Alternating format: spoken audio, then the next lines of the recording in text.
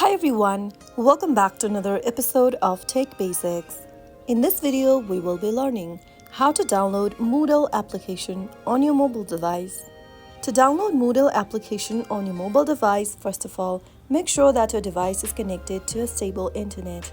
Once it is done, open up your App Store or your Google Play Store. Go to the search box and type in Moodle.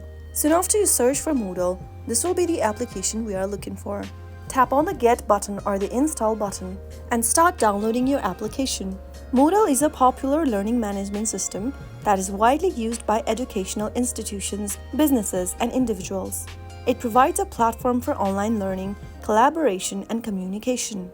Once the application is installed, tap on Open to open up the Moodle app on your mobile devices.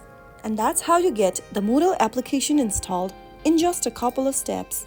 I hope the tutorial was helpful to you. If it was, go ahead and give us a thumbs up.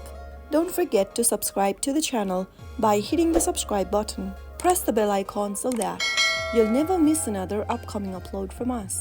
I will see you again in the next video. Thank you for watching.